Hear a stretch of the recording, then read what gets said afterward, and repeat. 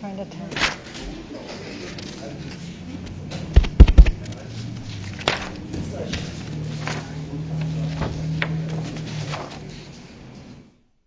Was Trey not going to be here tonight?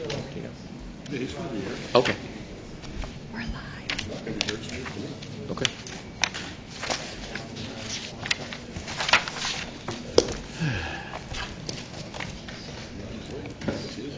Mm-hmm.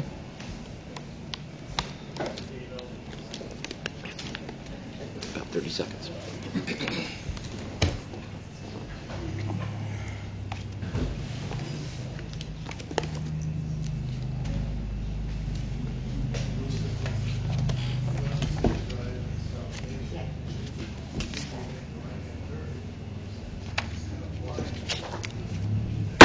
Call the meeting to order. Please stand for the flag salute. I pledge allegiance to the flag of the United States of America and to the republic for which it stands, one nation, under God, indivisible, with liberty and justice for all. Will the clerk call roll, please? Counselor Bolin? Here. Counselor Fisher? Here. Counselor Furlow? Here. Counselor Grizzle? Here. Counselor Reeskamp? Here. And Counselor Elliott is absent this evening. Thank you. Okay. First up, we have approval of council minutes from July 12, 2017. Are there any corrections or additions? I move for approval. Second. Moved and seconded to approve the council minutes from July 12th. All those in favor say aye. Aye. Those opposed? Minutes are approved. Consent calendar. We have the Lebanon City Council agenda for tonight. The Arts Commission, May 15th. Bike and Pedestrian Advisory Board, April 27th. Library Advisory Committee, June 13th. Parks Committee and Tree Board, April 11th. Planning Commission, June 21st. Senior and Disabled Services Advisory Committee, April 19th. We have a lot of activity this year, this month. They have a motion on the consent calendar. Second. Moved and seconded to approve the consent calendar. All those in favor say aye. Aye. Those opposed? Consent calendar is approved. Proclamations. I have 3 tonight. The first one, it's a little bit early, but because of the way the meetings fall, we had to do it this month, and it's for Patriot Day in September. National Day of Service and Remembrance Proclamation. Whereas the terrorist attacks that occurred on September 11, 2001 changed America forever. Thousands of innocent lives were lost in these terrible events, but in no way was this tragic day a defeat in our country. And whereas, instead of dividing our nation or crushing our resolve, September 11, 2001 unified our country, strengthened our resolve, and deepened our commitment to liberty, equality, and justice. And whereas out of this tragedy flowed generosity, hope, and unity, while citizens nationwide demonstrated extraordinary bravery and compassion, the people of America gained a new appreciation of what it meant to be a hero and a patriot by witnessing the unwavering loyalty of our firefighters, police, medical emergency personnel, first responders, and individuals who put the safety of their co-workers and friends above their own. And whereas we take time to acknowledge those left behind who have worked diligently to honor the memories of all victims. Therefore, in memory of the heroes whose lives were tragically lost, and in special recognition of courageous men and women everywhere who selflessly risked their own lives to save others and protect our liberty, I, Paul R. Aziz, Mayor of the City of Lebanon, do hereby proclaim September 11, 2017 as Patriot Day and National Day of Service and Remembrance, and call upon all citizens to observe this day with gratitude and patriotism, and to make personal pledge to honor and cherish the freedom that defines America. And next up, September 2017 is Preparedness Month. Whereas the U.S. Department of Homeland Security, along with other federal, state, local, private, and volunteer agencies, is working to deter, prevent, and respond to all types of natural and technological emergencies. And whereas the City of Lebanon recognizes that we are all susceptible to such emergencies and demonstrate a broad-based need for citizens of Lebanon to have a plan for response and recovery in the event of an emergency. And whereas Preparedness Month creates an important opportunity for our community to learn more about preparing for all types of emergencies. And whereas all citizens are encouraged to take preparedness measures before, during, and after a major emergency by making preparedness a priority in their schools, businesses, communities, and homes by following 4 simple steps. Build an emergency kit, make an emergency plan, Be informed, get involved. And whereas the Lebanon community is encouraged to participate in citizen preparedness activities and review the Oregon Office Emergency Management website, and I have a website here, and for preparedness information. Now, therefore, as mayor of the city of Lebanon and in support of National Preparedness Month, I do hereby proclaim September 2017 Preparedness Month in the city of Lebanon, Oregon. And at our mayor's conference that we just had this weekend, we had a preparedness session, and it was very interesting. And Chief will be, as we're meeting and talking about this with the city manager, as we were talking about preparedness, I have some other news and interesting things that I can bring to that discussion. So. And lastly, we have September 2017 National Senior Center Month Masters in Aging Proclamation. Whereas older Americans are significant members of our society, investing their wisdom and experience to help enrich and better the lives of younger generations, and whereas the Lebanon Senior Center has acted as a catalyst for mobilizing the creativity, energy, vitality, and commitment of the older residents of Lebanon, Oregon. And whereas through the wide array of services, programs, and activities, senior centers empower older citizens to contribute their own health and well-being and the health and well-being of their fellow citizens of all ages. And whereas the Lebanon Senior Center affirms the dignity, self-worth, and independence of older persons by facilitating their decisions and actions, tapping their experiences, skills, and knowledge, and enabling their continued contributions to the community.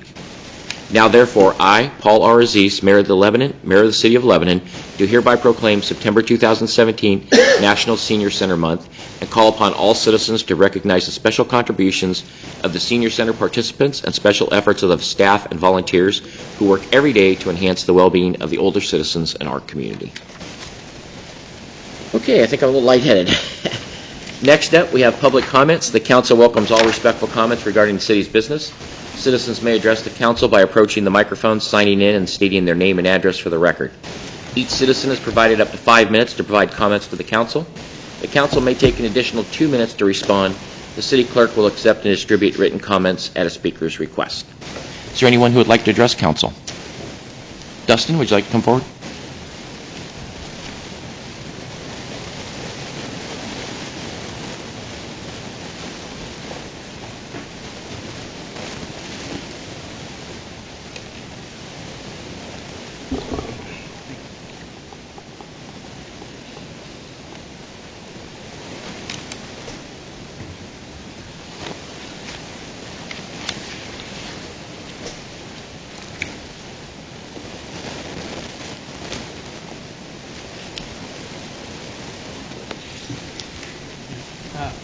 Thank you, Mr. Mayor. Thank you, councilors and everything. My name's Dustin Denver. I live at 257 West Jaden here in Lebanon. And I'm here tonight on behalf of AYSO Soccer. I wanted to come and say thank you for the support that the city and the council has provided to us in the past. We're getting ready to start our 7th season out at the soccer fields at Cheetah Lake. If you had a chance to drive by recently, you'll notice the grass turned green again. We finally got our pump fixed, and it was able to get water on it and get it ready for the start of our season. Here tonight to invite you guys out. Our season starts September 16th. We'll be playing every Saturday from there through the end of October.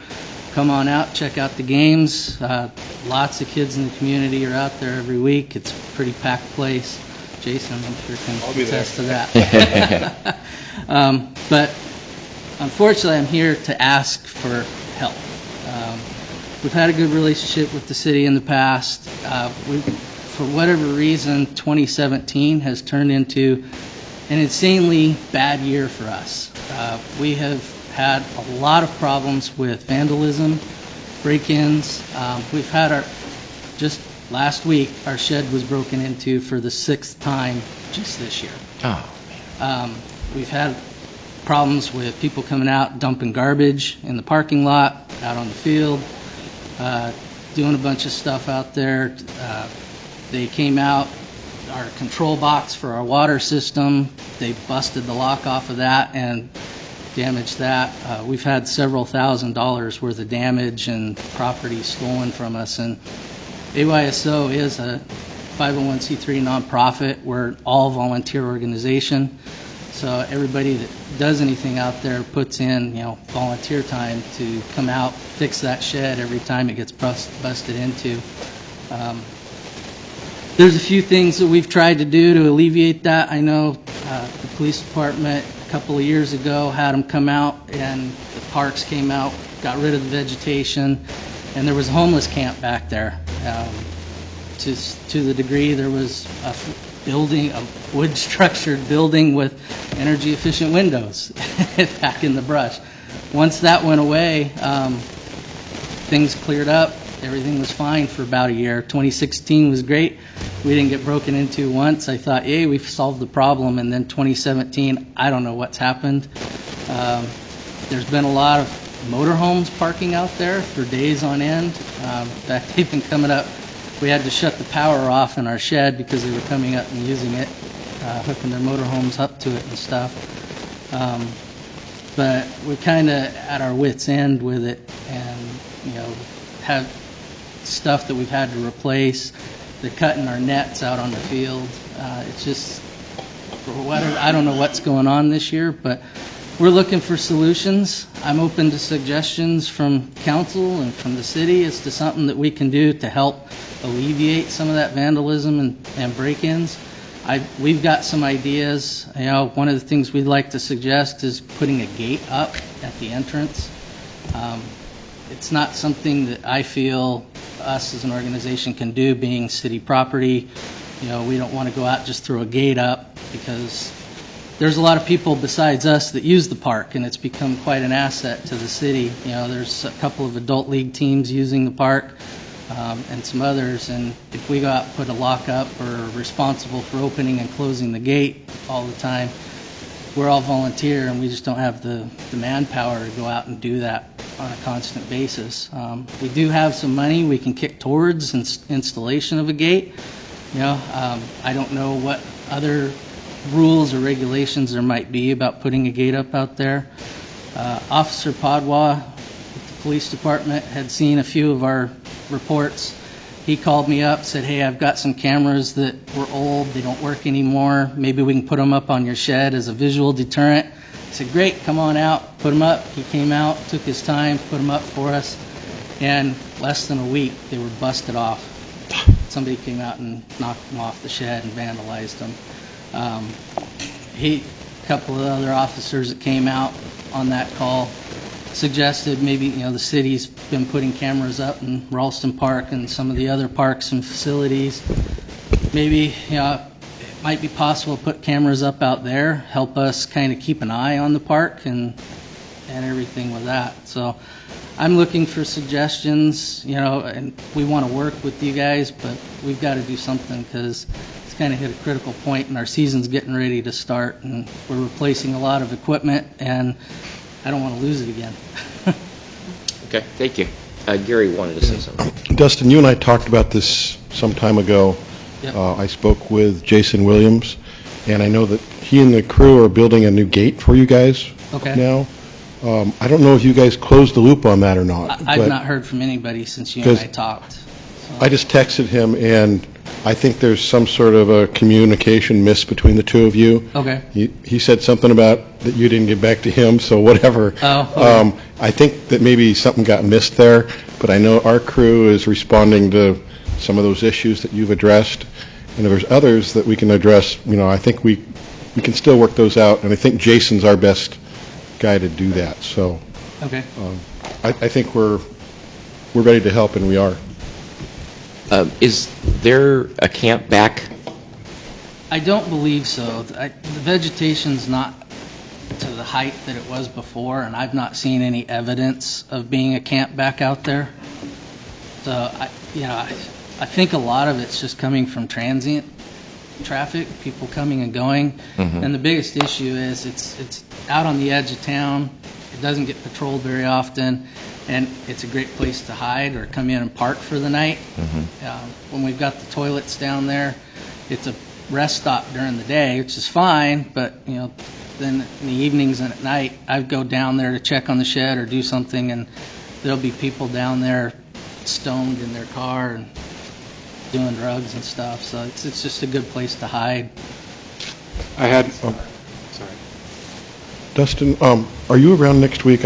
Maybe we can schedule a meeting, and I'll get Jason there, and the three of us can maybe even go out there and look. Yeah, no, that would But be great. I think we can address a lot of this. Robert? Do you have sufficient generation of volunteer income to replace your equipment and be ready for the start, or were you looking to ask the city to assist you in that? I believe that, we've got what we need to get started for the season. Our league's it's very viable, so we've got a lot of kids. We've managed our money well, but we're also the project we did out here with this field here, we're trying to do something similar in Albany and working with the city of Albany to rehab Timberland Park, and so a lot of our funds are going to that right now. So we're pretty strapped, but we need to do something out here, and if we need to come up with some funds to help out, we're willing to do that. Is there lighting out there? We have one light on the shed for security. Beyond that, we don't have any street lights or anything. I was just going to say, I go by that almost daily. And the big difference I've seen over the last year or two is the old trailers that are parking there on a regular basis. And they're the same ones we're chasing around town. I mean, we kicked them out of Seven Oak, we've, other private property, and then they ended up there. So, I don't know if that's the real cause of the increase, because I don't think there's any homeless camps in that area. Yeah. Obviously, there's some transients that follow the railroad tracks, but the big difference I've noticed is almost always one of those old trailers parked out there. Do you think this gate is going to help that portion of it? My assumption is most of this is happening at night when it's dark. So if we can close it at night so that people can't drive down there, I don't think that'll completely stop it, but I think Make it a it'll little cut harder. way back on it because people won't be able to drive their car down there and hide in the dark. They'd have to park out by the road or hike in or walk into it. Okay. Thank you very much. Thank you. Chief, is that a regular patrol spot? Yeah, I mean, it's one of those where it's right out there by Walmart, so. Is there anyone else who would like to address council? Go ahead. I'll let you get you in a minute, Tom. Good evening, Mayor and Councilman. My name is Linda Darling. I'm the Business Director for Lebanon Community School District, and I see on your agenda, number 10, is the school excise construction tax. Out of respect, I contacted Mr. Marks last week to let him know that we were adding that onto our school board agenda. I want to let you know that I've actually presented this to our board in 2011 or so, and it was a discussion and they decided not to pursue it. It will be interesting to see where they go tomorrow night with that conversation. The board really, the Lebanon School Board is very cognitive that the City of Lebanon and the school district are very tightly linked. We are dependent on students and the number of students, and if our city is not growing, we don't have a growing population, and therefore we become stagnant. We also recognize that this part of the draw to the city is quality education, and in that is also good school buildings and the education that's happening within the school buildings. The construction excise tax can be used for capital improvements, so it's very limited on what you can use it for, but it can be used, and that's what it would be used, I would think, from the board's direction, to continue to improve our facilities and keep them good for our students. So I just wanted to let you know that I'm very interested in your conversation. Very good. Thank you for coming tonight. Appreciate it. Thank you. Can I ask one question? Yeah, absolutely. Just because I've been researching this a little bit, and what I saw is that it automatically terminates in January of 2018. Do you know if the legislature is going to renew that?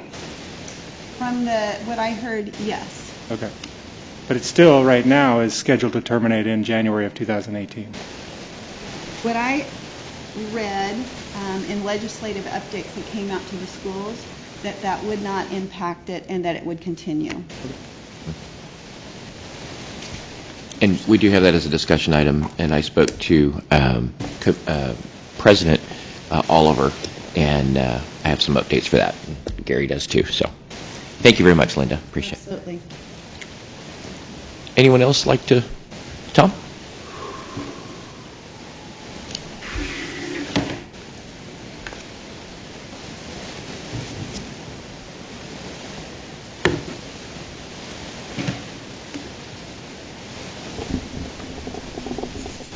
Good evening, everybody.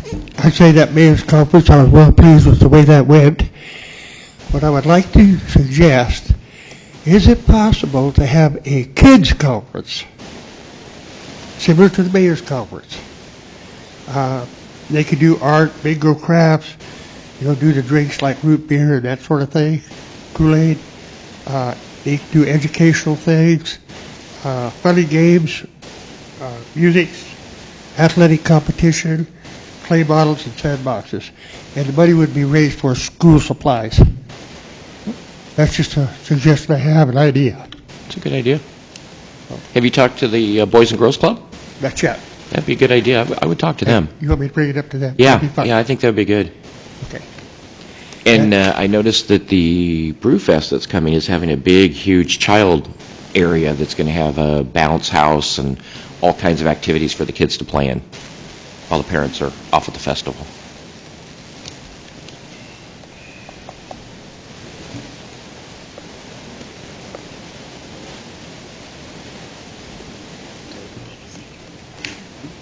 Anything else? Thank you very much. Thanks, Tom. Anyone else like to address council? Go ahead. Come on.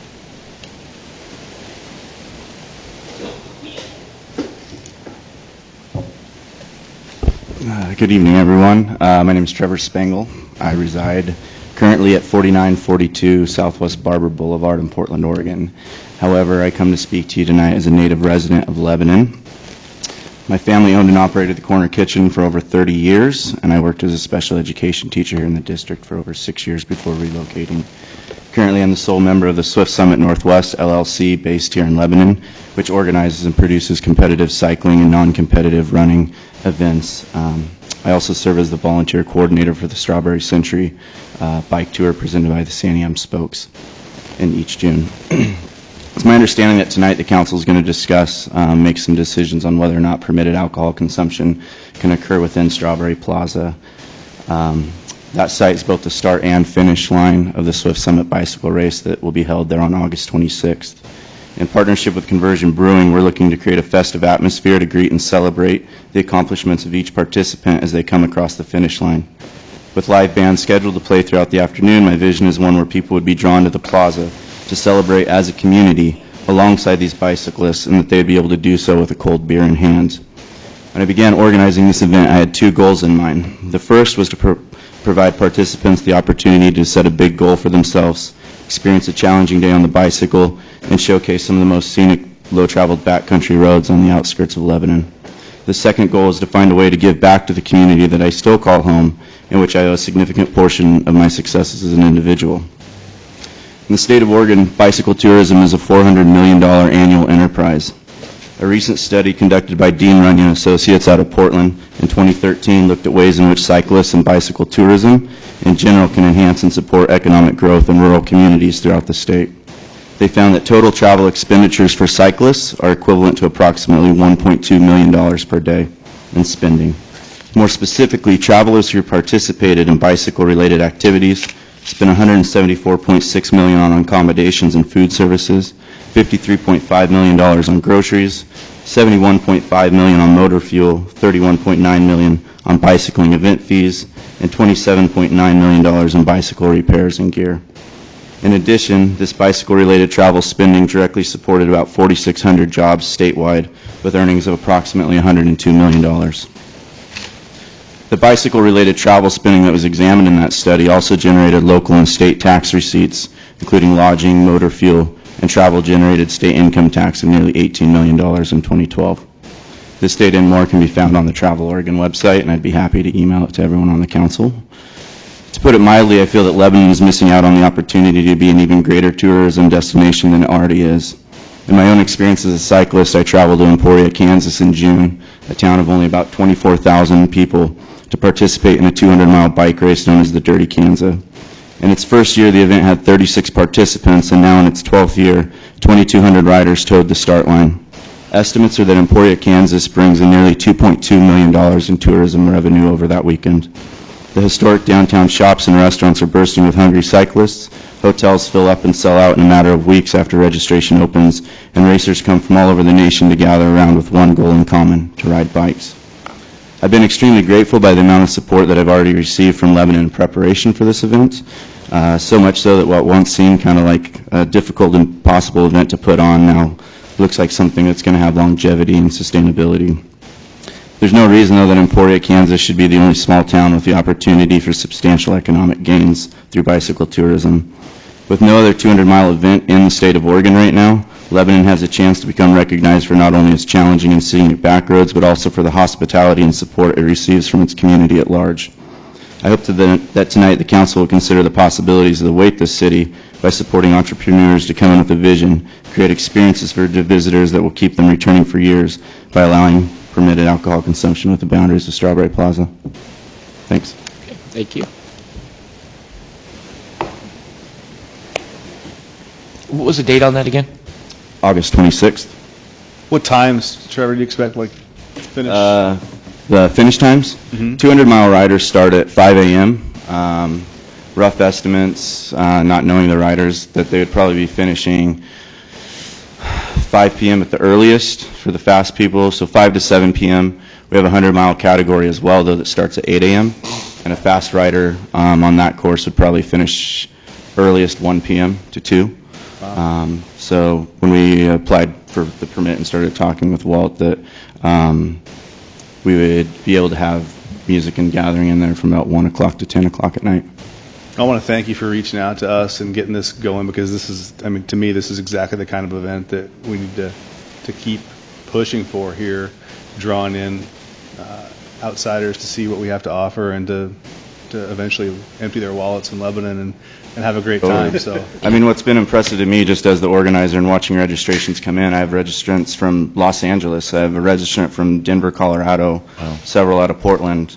The closest cyclists that I have that are registered are from Salem, you know, and because of the early start time of 5 a.m., they're willing to come here, get a hotel so that they don't have to get up, 3 a.m. to come down and get their ducks in a row to take off. So, good job. At the Mayor's Conference in Cottage Grove 2 years ago, they had a session, and actually they were featuring it because Cottage Grove has a huge bike population that comes in. People come in, they have races, they have events, and Travel Oregon, I believe it was the group that was there too, and they were promoting that tourism portion of it, and I was really interested in that, and I knew that we had the San Am spokes and the strawberry ride, but this would be very, very nice for our town.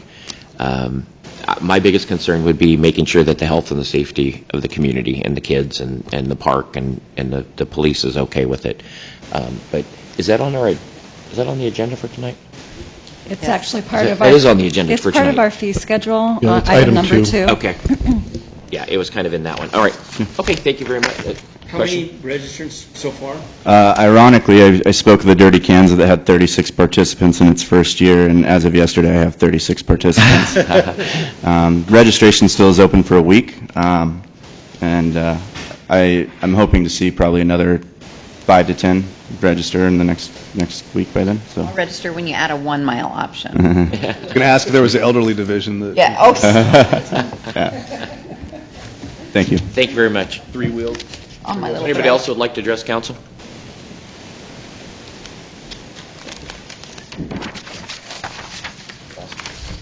Okay, seeing none, we'll move on to annexation. 3 tax lots on South 9th Street and Walt Wendlowski. See here? Oh, okay. Stretch. Is with Who's from out of town? with council's permission, can I go to 2 and we'll go back to 1? Okay. We'll go to the revised city fee schedule. Linda Which Casey. is actually perfect timing with that Yes. public comments. So in light of all the events that Matt at Conversion Brewery is wanting to bring to Lebanon, he's actually, I think, got things listed from August 12th, 19th, 26th, September 2nd, and 9th. He wants events in the Strawberry Plaza connected with his business all of those days. And in lieu of that, I started looking at some of the codes versus our city fees, and it's not matching up. So this is basically we allow permits, a special permit in the parks for alcohol, but right now our fee schedule just shows that River Park is the only one that we can do that with.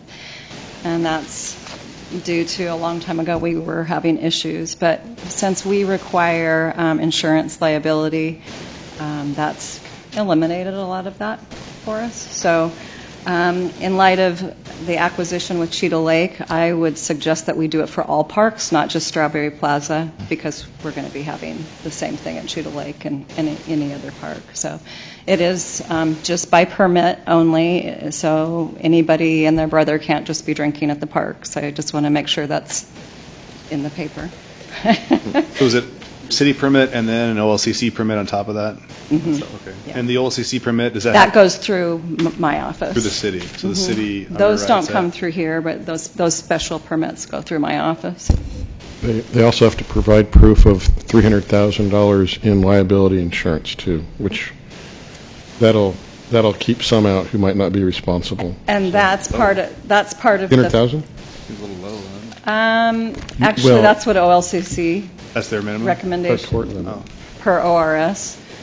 We do $1 million We have 500,000 and we have several million in property. But you mean the constitutional tort limit? That I think it is 300,000. That's Yeah. It's reversed about every other year. So. I thought that's what it was. Yeah, I can't hear But- anything he's saying. Yeah. I didn't hear what Trey said. The tort limit, the constitutional tort limit, cities can only be sued for liability up to a certain level. Okay. Yeah, I think it is at 300,000. Yeah. And again, that changes not only the number, but whether the courts are going to affirm it or not. The thing that I would suggest doing differently than OLCC, they only require that if it's attendance of 300 or more. I would just require it because there's no way of monitoring that. Yeah. How does the permit work at this point with Strawberry Plaza, and if Conversion Brewing or Growler Cafe or whoever wanted to use the entire plaza, what's the process for that? So there is a permit, a park permit. Okay. So they have to go through that first, and then it's a different permit if they want to have alcohol in the park. Okay. And that permit would specify the times. Yes, the park permit, Park permit would be a closing time and what? and actually the OLCC permit as well, how long they'd be serving alcohol. Does the permit require that children not be in the area, or a certain area be set aside, or how does that work in the park? OLCC requires their Control standards areas, yeah. and their control. Okay. Chief, do you have concerns with opening the door and being able to control those events? I don't have any concern over that. If it's a permit process, it gives, I believe some of the permits do also go through me, so I have a chance to review it, look it over. And I, knowing that there's an event going on that there's going to have some alcohol, we hit the area, patrol it, extra patrol and whatnot. But we haven't had any issues. But my main concern was just depending upon how often these events start occurring, what impact that's going to have on the workload, and how many people you're going to have on the road, and what costs your partners are going to experience. Yeah, I don't. Is that going to be offset? I don't see that it's going to be any different than what we're currently doing right now with patrolling downtown and patrolling the parks.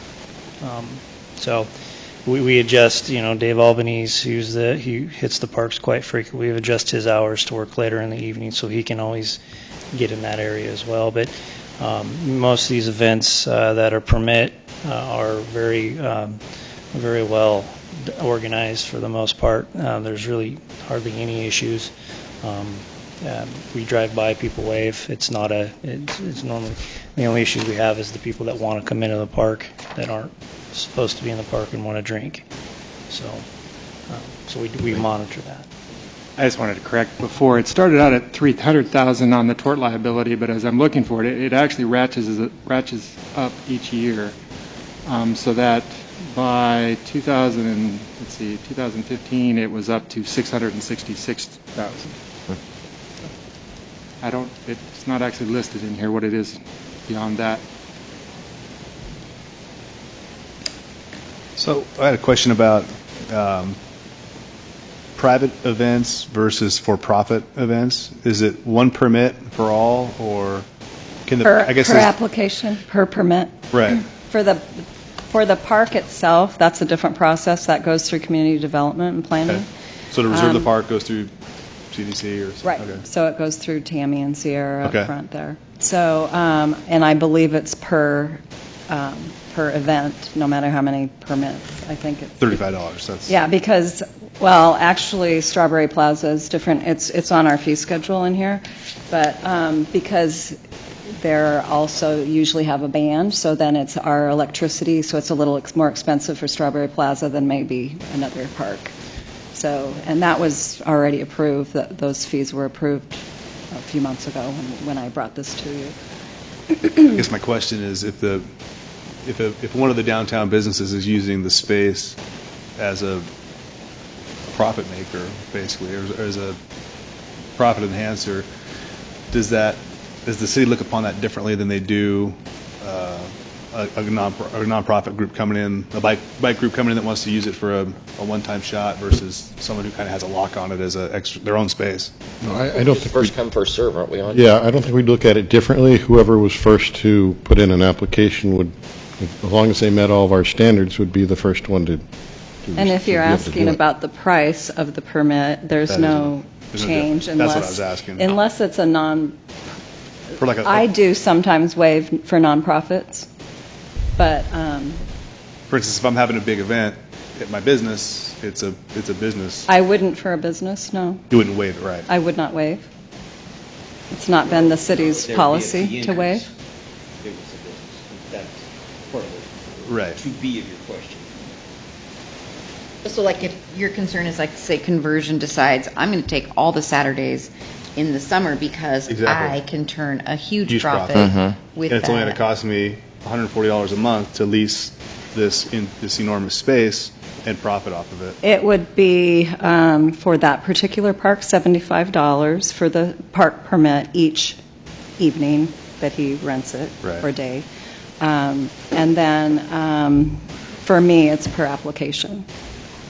Because I it can't does see that it happening. because I don't see it happening, but it's just because our city fees is to justify what it costs Staff time. us for doing business, not we're not running a business now and right. making money on So it. I don't feel good about charging him per day when he's given it to me in one application. Right. If we ran into that, I think we could look at maybe an amendment to that fee schedule, Right. and it could be some kind of a limit to how As many it is, times a year you could do I it. think it just And that would be up accentuates to downtown. And when you're council, talking not about me. Matt wanting it, that I don't think any of those dates that you mentioned, I know one of those is Superhero Half K, that we're using the plaza, and So it may not and even Matt be is available part to of him. that as Oh. as a downtown So he kind may of have done tasting it for event. you, So for yeah. your organization? We have it. Oh, okay. There's no actual alcohol in the park that day, Oh, okay. but we will give people tasting tickets, and then they go downtown, and so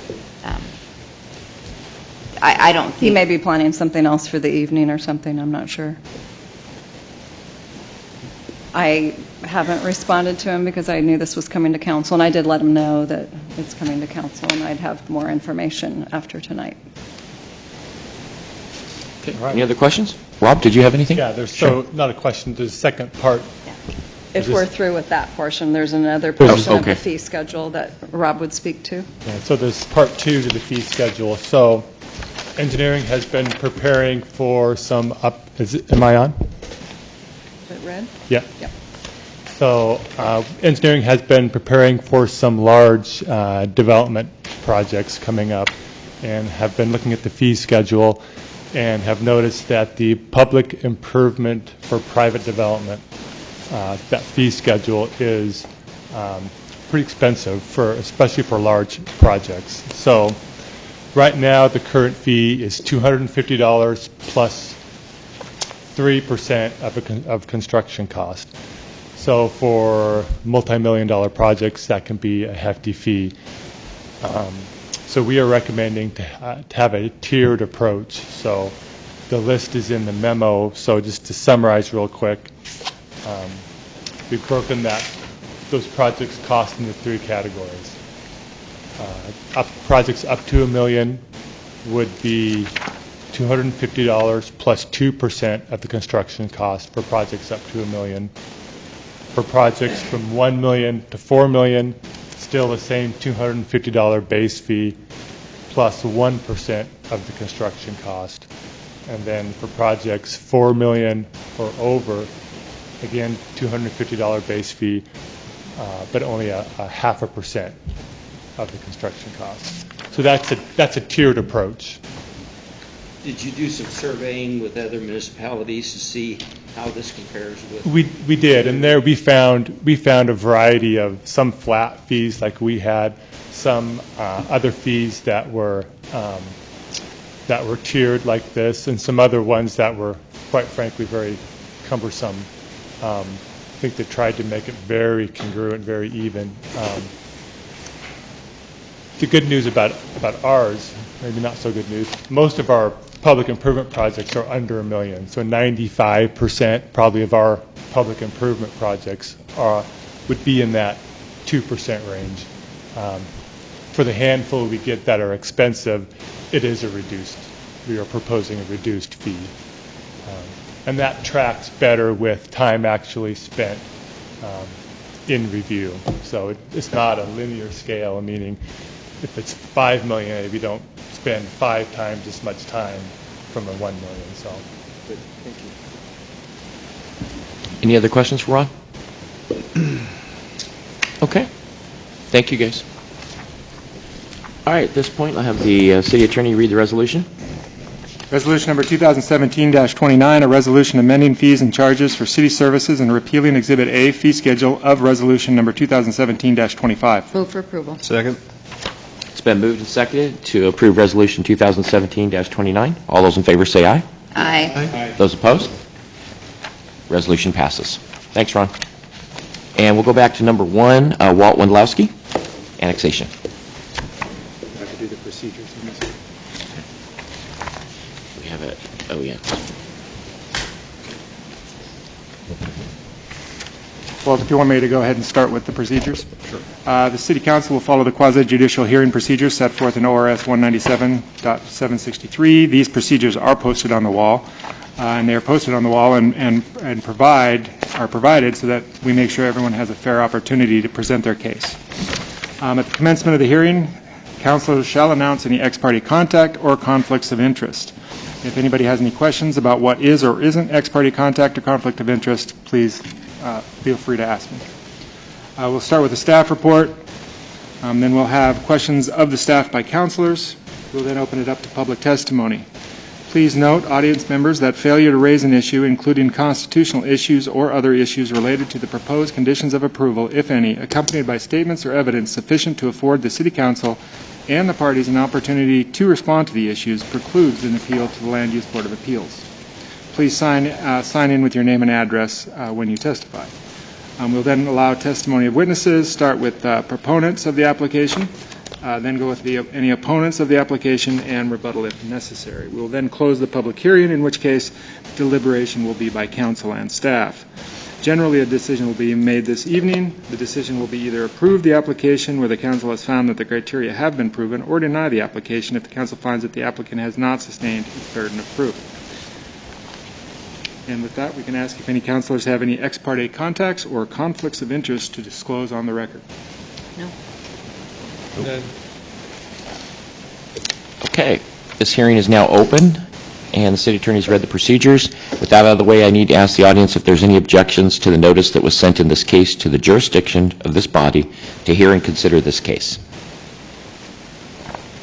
Okay, seeing none. Are there any declarations? We did that. And next up, staff report. Walt. Okay, thank you, Mayor, members of the council. Before you is planning case number 170622. It's an application by Jeremy Rhodes to annex property, and as part of this, there will be a zone change to residential mixed density. The area consists of 3 parcels located at the corner of 9th and B Street. The area contains approximately 0.56 acres. 2 of the 3 parcels contain single-family homes, and services currently are limited to well and septic systems. Again, the applicant wishes to annex these parcels. There will also be, again, the concurrent zone change to residential mixed density. Also like to note for the record, there is no concurrent development proposal at this time. The request before the council is simply annexation of the subject area. We did mail notice of this request to affected agencies. No comments were submitted by DLCD. The county did request that the annexation boundary extend to the center of 9th Street. Regarding findings, Exhibit B of the adoption ordinance includes very specific findings to all the decision criteria. Just simply note for the record, this property is located within our urban growth boundary. It's located adjacent to our city limits, and again, we consider land within the UGB suitable for urban levels of development. As noted, the county recommend that we extend the boundary to center at 9th. Even if that were the case, that would not change ownership or maintenance responsibilities for the road. It still would remain with the county. So at this juncture, the Planning Commission felt that would not be necessary until such time the city actually takes ownership of the road. As noted, upon annexation, our process automatically rezones the property. In this case, it's residential mixed density, which is entirely consistent with our comprehensive plan.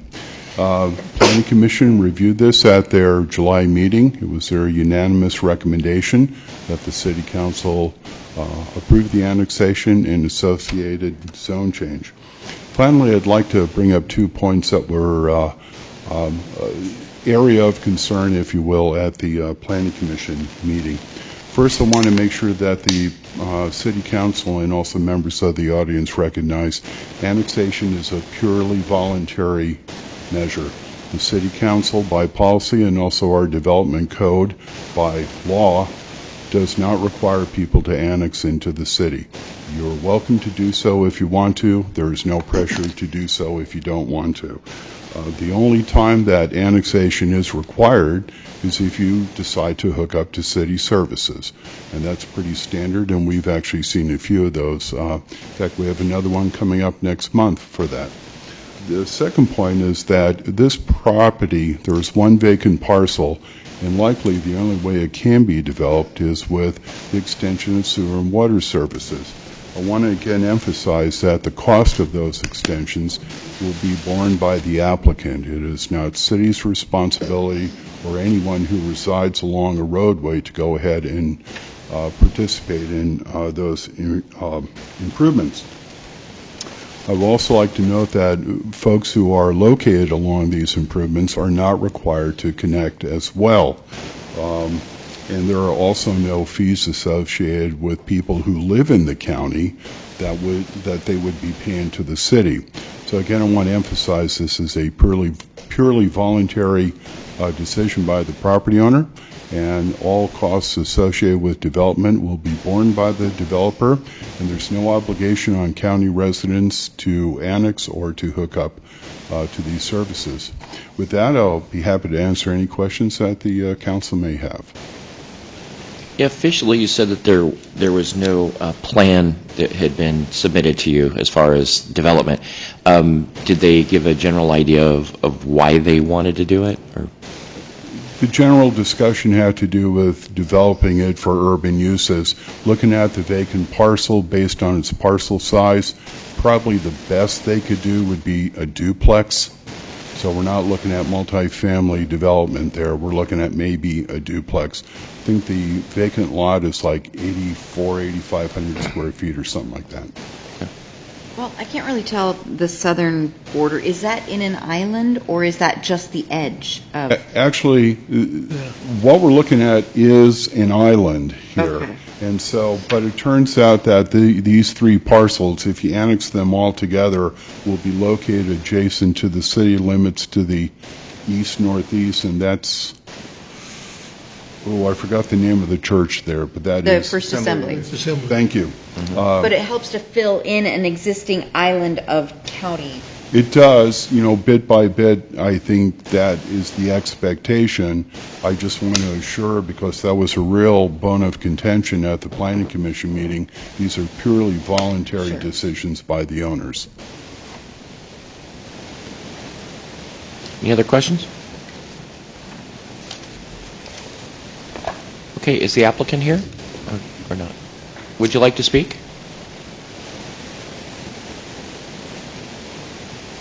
Always Brian. Good evening, Mr. Mayor, Council, city staff. My name is Brian Vendetta, representing the owner, Mr. Rhodes. And I'll start by thanking Mr. Kennedy. I don't know if I should thank him or blame him, because I left my office at 5:30, met my wife at the Growler, sat down and started to order dinner, and he drove by and called me and said, "Don't you have something on the council tonight?" So anyway, I had to postpone that. So Mr. Wendelowski did a great job of presenting the staff report. We feel the application has met and addressed all the criteria. The property is adjacent to the city limits. I'll try to answer the mayor's question about the intention. The annexation started with a remodel of an existing house. That remodel of the existing house proved to need sewer. So my client needed to extend the sewer from Oak Street down 9th. He also owns the property to the south, which is vacant, and then he ended up purchasing the one on the corner of B and 9th that has an old house on it. So his plan is to remodel the old house. I'm not sure what his plan is to do with the vacant, but it is RM zone, so it'd be some nature of residential use. Thank you. Any other questions? Okay. Brian, when will those utilities be done? Well, the design is done. We finished them in the office. We're prepared to submit them for bid to local contractors late this week, so probably tomorrow or Friday, and then we'll turn them into the city with their new fee schedule next Monday, most likely. Good, thank you. Yep. So I believe his plan, my client's plan, is to have the house remodel done in October, so that's the push, is to get the sewer extended down 9th Street, available for the house by the end of October. Fast track. Isn't everything? Okay. Any other questions? Okay. Thank you, Brian. Next up, we have proponents of the annexation. Anyone who is in favor of the annexation that would like to speak? Okay, seeing none. Opponents that would like to speak against the annexation? And at this point, we'll close the public testimony. All further discussion will be limited to the council and city staff. Any other questions or discussions? No. Okay, I'll have the city attorney read it. Ordinance Bill Number 2017-14, Ordinance Number 2902, a bill for an ordinance annexing and zoning property following consent filed with the City Council by landowners in said area pursuant to ORS 222.120 and ORS 222.170, File 17-04-11, Jeremy Rhodes. Move for approval. Second. Been moved and seconded to approve Ordinance Bill 2017-14. All those in favor say aye. Aye. Those opposed? The annexation passes. Regular session, amending Resolution 2017-14, Stormwater Drainage Utility Rates. Rob Emmons.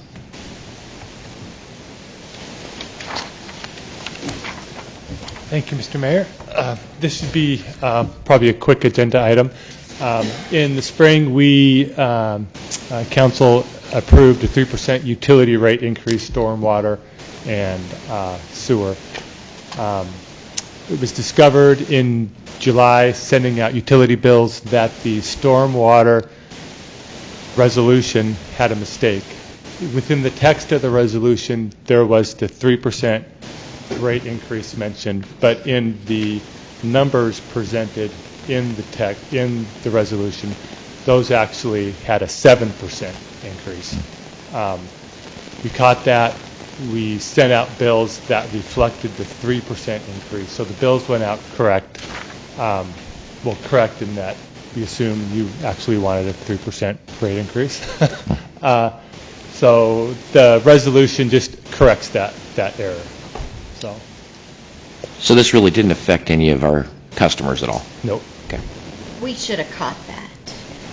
We did. We should have, and we did. Man, we would. Especially those people who work in the financial industry should have caught that. Yeah, of course. So should I. You didn't have a calculator, that's why. Any questions for Rob? Matt, can we get a headline that says the city lowers sewer rates 4%? Oh, yeah. Good try. I like that. Thanks, Rob. Have the city attorney read the resolution.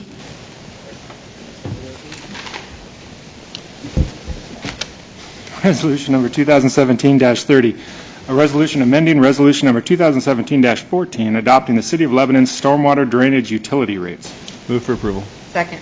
It's been moved and seconded to approve resolution 2017-30. All those in favor say aye. Aye. Those opposed? And the resolution passes. Number 4, proposed city water service outside city limits. Rob. Thank you again, Mr. Mayor. So we have a property located at 2255 Stoltz Hill Road, which is just north of Key Street. Their well has failed. State regulations say they cannot put a well back on that property. The property's too small. It doesn't meet setback requirements from septic and property lines. So they are requesting service outside, water service outside the city limits. The property has applied for annexation. That application's been submitted, and they will going through that process to annex. But they're currently without water, so we are putting this resolution out to provide them service until the annexation goes through. So, any questions? I'd be happy to answer. Okay, thank you, Rob. Well, based on passage of that resolution, how quickly will they have city water? Quickly, as in Couple tomorrow. days? Yeah, Tomorrow? yeah. Good. Yep. Thank you. Okay, city attorney, read the resolution, please. Resolution number 2017-31, a resolution to provide water service outside the City of Lebanon city limits. Move for approval? Second. It's been moved and seconded to approve resolution 2017-31. All those in favor say aye. Aye. All those opposed? Resolution passes. Item number 5, Lebanon Downtown Association Agreement, transient room tax funding. Tina. Mr. Mayor, members of the council, I told Tina I would preface this just to make sure everyone was in context for this issue.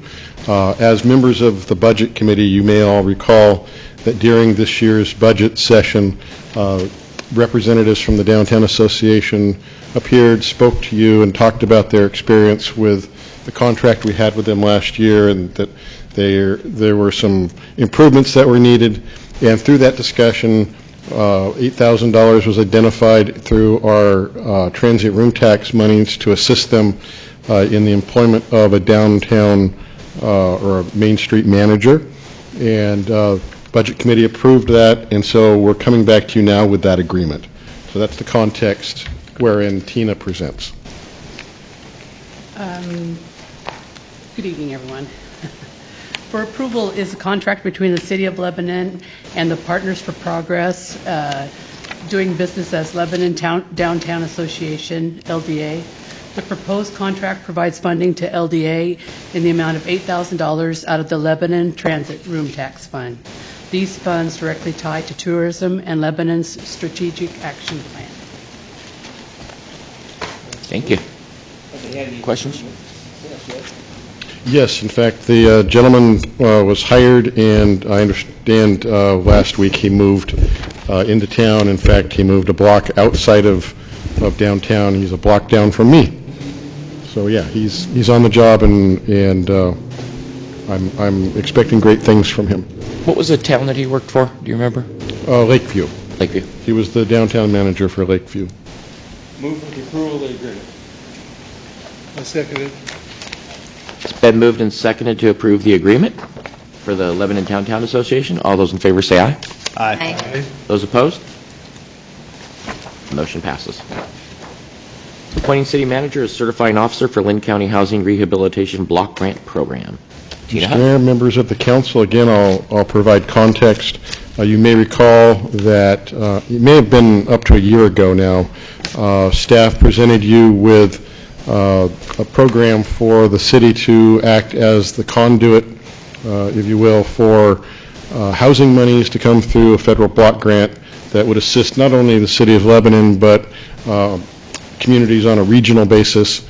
Communities or cities take turns sponsoring these block grants. This was our turn, so now we need to make an adjustment to some of the certifying agents, that being I need to become part of that process. So Tina, take it away. So as most of you know, Dean Ball was the signing agent to this association, and we needed to find the next highest official, which would have been the mayor, but he's so busy and there's so many papers to sign that I had asked Gary if he would step in and be that official. Any questions? Entertain a motion. Oh, it's a resolution. If you'll read the resolution, please. Resolution number 2017-32, a resolution clarifying the authority of the city manager to execute environmental review documents related to the Community Development Block Grant for the Lynn County Housing Rehabilitation Partnership Home Repair Program. Move for approval. Second. Been moved and seconded to approve resolution 2017-32. All those in favor say aye. Aye. Those opposed? Resolution passes. Thank you, Tina. Lebanon Police Association collective bargaining contract, July 1st, 2017 through June 30th, 2020. Chief Stevenson. Thank you, Mr. Mayor, City Council.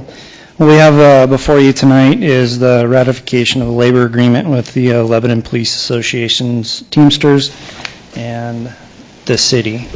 Is this on? Okay. Kind of went blank there for a minute. We started negotiations later part of May through Diana Moffett, which was the attorney for the city's half. We had about 3 meetings in total, and after the third or fourth meeting, I went back to the members of the union who ratified the contract and voted to approve it. That's what we're here to discuss tonight, is before you tonight. Some highlights that I've included within the memorandum to you guys. I'll read them, a few of them. If you guys have any questions as I'm going through these, feel free to ask me.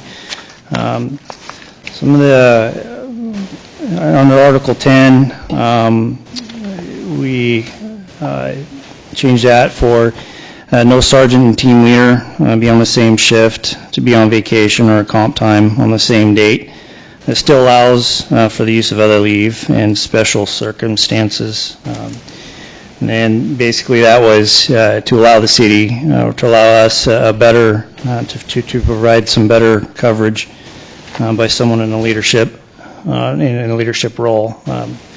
For instance, lieutenant and the captain can't be here all the time, so we like someone who's out on in the road to be there out there supervising.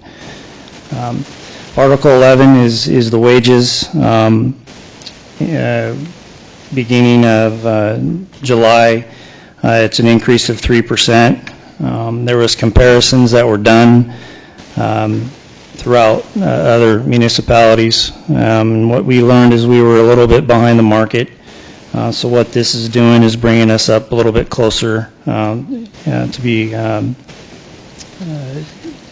competitive within the market.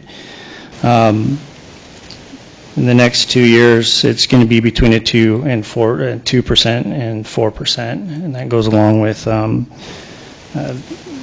the current market prices. Longevity, we changed that a little bit.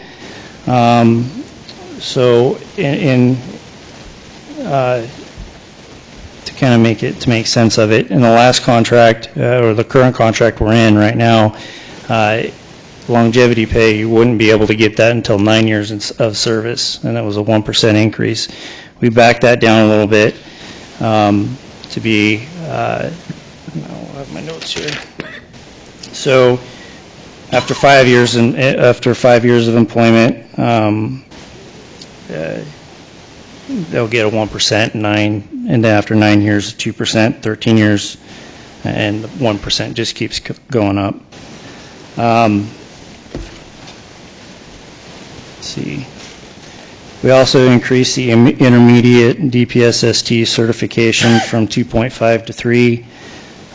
We increased the advanced certificate from 3.5 to 6%, and increased the supervisory certificate from 4.5 to 7%.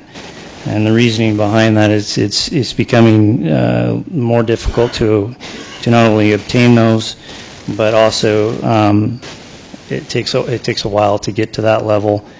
But this is also, again, when comparing to other municipalities, this is right along the market. In a nutshell, we went into the negotiations knowing that in today's policing world, there's several other agencies struggling to even hire individuals and maintain what they have. What we have here is a very, very good thing.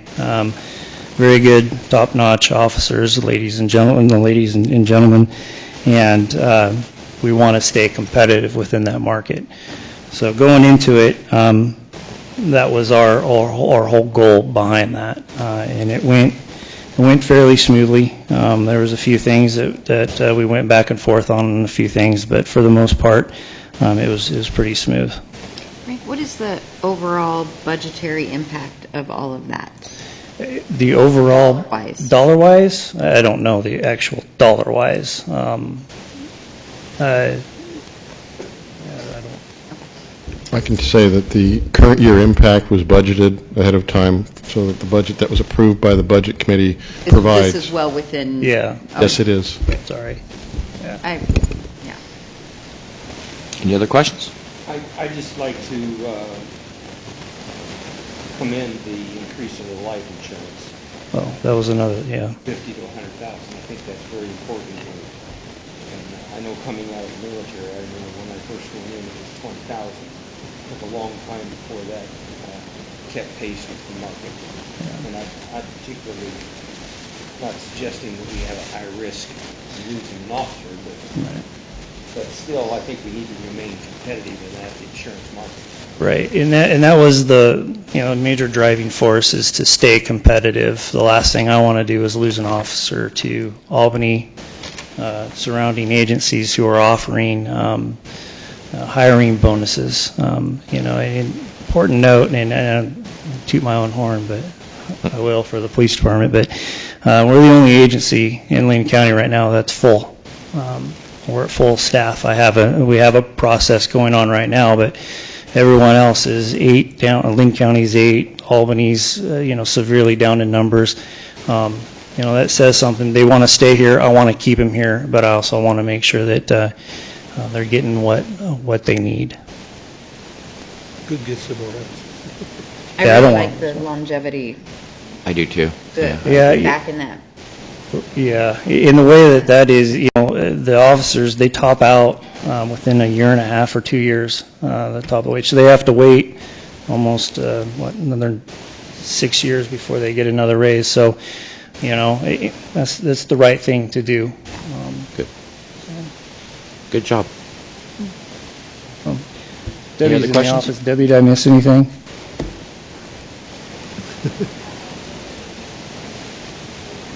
Oh, I'm sorry. There was another thing that we felt was very important, was the communications specialist.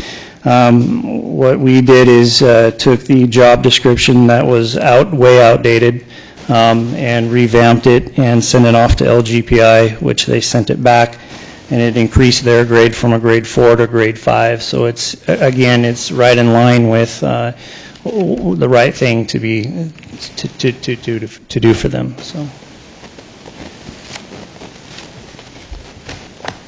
Okay. Mr. Mayor, if I may add Yes. a few things. I'm going to toot the police department's horn for you, Frank. I was on the tour for the mayor's conference at the Justice Center and the library. They loved both places. They were extremely impressed that we had full staff. Every single one of the mayors Wow. were wondering how we did that. Huh. So I would like to... Very nice. Thank you. Yeah, I'm pretty proud of that. Right? And I remind all the other chiefs and sheriffs of that. Yeah. Oh, I'm sure you do. Yeah. Good. This is a very good contract. Yes. Very nice. Competitive and fiscally responsible for the city. Okay. So no other questions? Entertain a motion? I would move we approve the contract as presented. Second. It's been moved and seconded to approve the Lebanon Police Association collective bargaining contract for 2017 through 2020. All those in favor say aye. Aye. Those opposed? Contract passed. Thank you, Chief. Next up, we have Eclipse Report and Resolution to temporarily suspend certain permit requirements. Gary Marks, City Manager. Mr. Mayor, members of the City Council, I'm sure you've all heard that there's a big solar eclipse headed our way on August 21st. A lot of discussion about that in many quarters. Depending on who you listen to, it's either the next Y2K, and we're all getting excited about something that's going to fizzle out, or we're going to be totally overrun, and the street will be total gridlock. You won't be able to go anywhere, and it'll be pandemonium. I don't know where the truth is somewhere in there. But we wanted to take this opportunity to address both you and our community about the preparations that the staff is making. We have X number of resources and manpower available. We're mobilizing those, and I suppose there is a point where we're so totally overwhelmed that we're overwhelmed. But barring that, I wanted to reassure all of you that appropriate preparations are being made. In that regard, I've asked Rob Emmons to represent Engineering, Public Works, and Maintenance for the preparations that are being made on that end of the city services, and Chief Stevenson will address Public Safety, and then when both of those gentlemen are complete, Walt Wendelowski will address you on an issue concerning permits that we think should be addressed based on the predicted outpouring of population we may inherit for a short period of time. So with that, I'll ask Rob to present his report. All right, thanks, Gary. As Gary said, I hope the predictions don't come true, but not to heed those warnings would not be really prudent. So Ron in Public Works, Ron, Jason, and myself, we've met, discussed what we can do within Public Works, and really looking at Public Works, it's really city infrastructure, transportation, water, and sewer are the big important ones. So for transportation traffic, we really need to keep vehicles moving, keep the roads open as much as we can. So one of the suggestions, one of the things that we're going to do is place no parking signs on the major arterials in town, basically listed here: Oak, Airport, 2nd Street, Main Street, and Tangent Street. Kind of get the cars off the side of the road, and that way. Downtown Main Street? What's that? Downtown? Mm-hmm. Have the business owners been contacted, do you know? Right, because I park on 2nd Street every day for work, and I will be parked on 2nd Street. So I will not be parked on 2nd Street for work that day. That's a reason to discuss it tonight. Okay. I ride my bike actually, Yeah. but our employees do. So we Yeah. Boss just give them the day off. do that.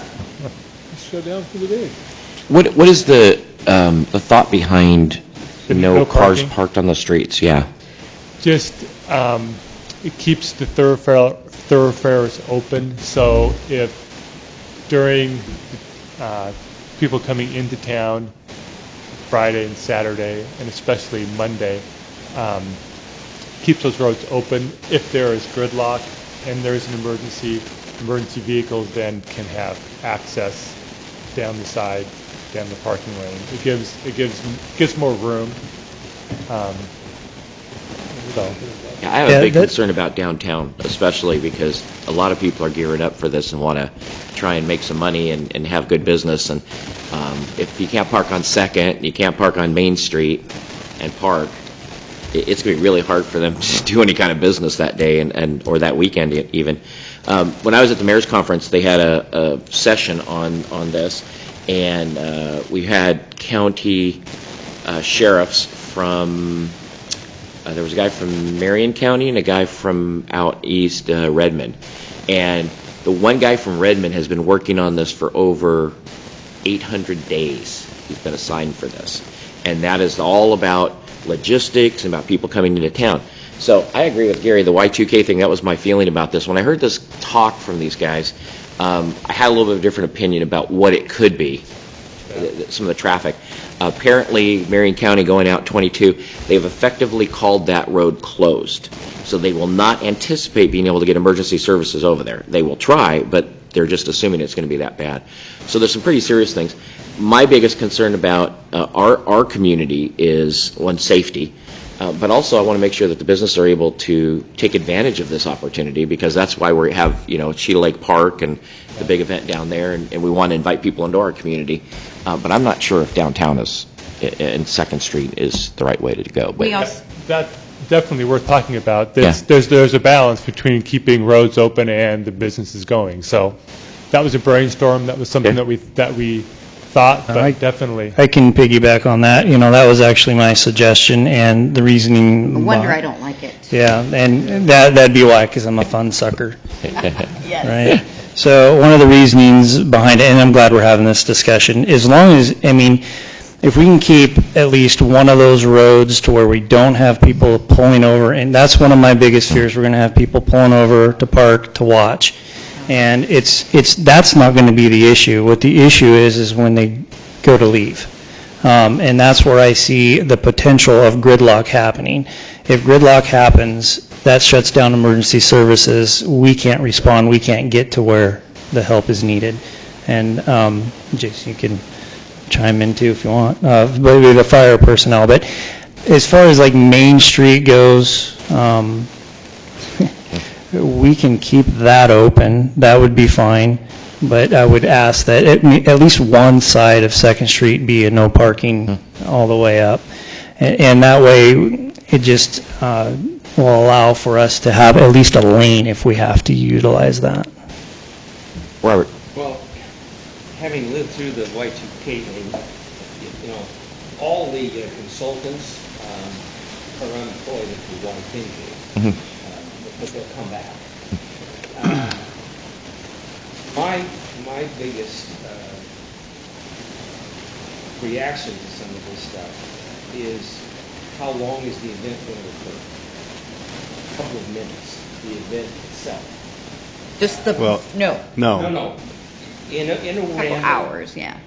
In a moving scenario, but in a particular location, the event is going to be a relatively short duration period of time. And the ability to respond in an emergency situation will be a staggered, rolling kind of a response. Well, the eclipse is going to start, say, at 9:30 in the morning. It won't be fully done until 11. It's going to be about a 2-hour event. The actual time of total eclipse is very short, is the 2 minutes or the minute and 30. But the entire event and the potential for people pulling over parking, I have to agree with Chief Stevenson from a fire perspective. We're taking this very seriously as well. We're upstaffing on Sunday and on Monday to deal with the potential for this. Access becomes a big issue for us, as it always is. And Highway 20, Main Street, is not necessarily, downtown is not necessarily one of our primary routes, because where we're located, we don't typically respond down Main unless we're coming from the hospital, which is a very good possibility, though. So to have the ability to have traffic minimized is a positive for fire and for EMS. and I understand the business aspect of it as well. But it could be a giant cluster for all of us in emergency services, potentially. It could potentially be absolutely nothing, too. Yeah. So, Well, the thing about downtown, too, is that the buildings are kind of tall in relation to the sun. I can't imagine you'd see it if you pulled over in front of the hotel, for example. You're not going to see the eclipse. Yeah, but people coming that are touristy like that could just stop in the middle of the road and get out of their car. that's my concern. That's my fear. Oh, it's time. I'm going to stop. And Yeah. once I stop, I've effectively blocked the road. No one's going to hit me, so I'm stopped. And so it's a valid concern. I actually think that that's more of a concern than whether the road has been, parking has been eliminated on the side of a street or both sides of the street. People parking right in the middle of the intersection is likely to be more of a concern for access. Right. That and you know, there is going to be a large influx of people coming, whether it's to the Cheetah Lake event or whether it's just coming to town to visit with people. The guy from Redmond was saying that they have an actual command center that they have activated, that they've had activated for quite a while, and they're having people call up and tell them where the parties are. So they have actual numbers of how many people are going to be in their community, and it's huge. And those are the ones that they can actually trace. They have no idea how many family and friends are just coming by just to see it from out of town. So I'm concerned about it. I'm not. It could be a Y2K thing, but I'm glad we're preparing. I'm glad the city's looking at this, and you guys are taking care of it, and the fire too. I do know Lynn County's Emergency Operations Center will be open the entire time. Is ours? And It's going to be on a standby. Standby? Yeah, and there's a few things too along with that. Okay, I'm sorry, I jumped ahead. Oh, no, I you're forgot you have a you're report. good. Rob's got quite a bit more to report. Okay. It's not about blocking roads. Okay. I'm sorry, Rob, I didn't mean to get into the details on that, but I was just concerned. That's fine. So, sounds like we need to revisit what roads, if any, we limit parking on. So that's something we can. Take second. I would like to see downtown kept normal open. if we can. And other side street, you know, if it's Second Street or Park Street, you know, those are, to me, okay. Yeah. Because you can find side street parking at least. Right. Okay. I would lean towards going with the recommendation of our police chief. I think he has a much firmer grasp of the potential for problems. And so my recommendation would be stick with what his recommendations are. That's why we hire him, and that's why we let him lead our police department. So I'd stand with that. Whew. Okay. Just me. Yeah.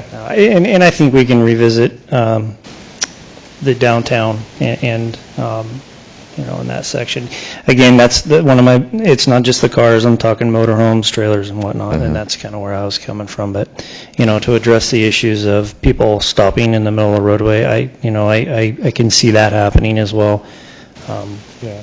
But what we've done on the police side of things is increased our patrol. And I'm going to have also volunteers walking downtown in that area too, to help with keeping the flow going and whatnot. So, but to answer the question on the EOC, it is on standby. It takes 5 minutes to open it up. We have a ham radio operator coming in to assist with communications in case it goes down. But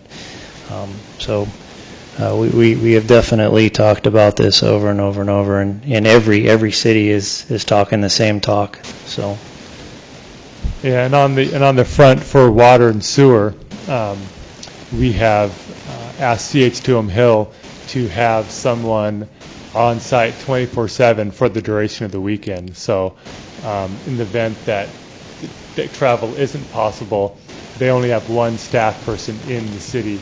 So we asked them to have at least 2 people on site, either at the water plant or at the wastewater plant, so they can respond to any kind of emergencies, even routine emergencies that have no relation to the event.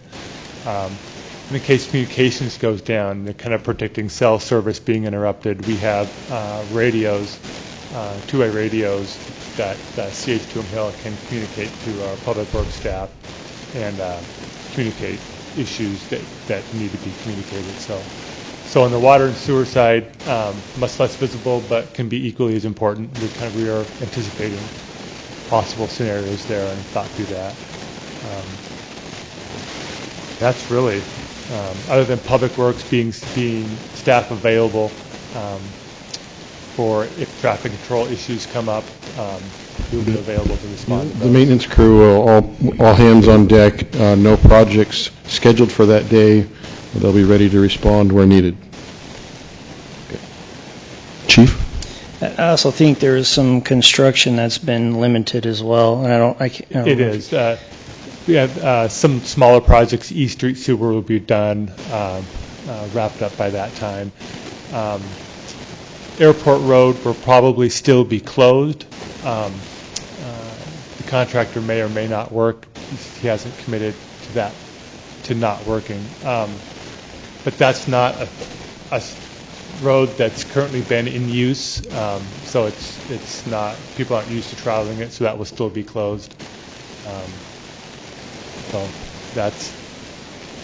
It would be a good road to park in the middle of the water. Which they may. They may. If they start moving barricades. Oh. Yeah. Chief, did you have more, or did you get that all out? I think You kind of got piecemealed. Oh, it's kind of, it's okay. I think, and I just wanted to, of course, reiterate that, one of the main things is for people to, if I can give a message or get on my soapbox for a little bit, is just to relax and be calm and expect delays. Don't go up into the woods and have fires. Don't be cautious on barbecues. Drink lots of water. Stay away from alcohol. Have fun. And enjoy the scenery, really, is what it boils down to. We're as prepared as we are going to be with the resources that we have. We're in communications with surrounding municipalities as well as Lynn County. We've taken this extremely serious, expecting the worst, but hoping for the best. And we're Lebanon, so we're going to get the best. So everything's going to go smoothly. Okay. Any other questions? And then did Walt? Walt, okay. If there are no other questions, and Walt needs to address the Thanks, Rob. permitting issue.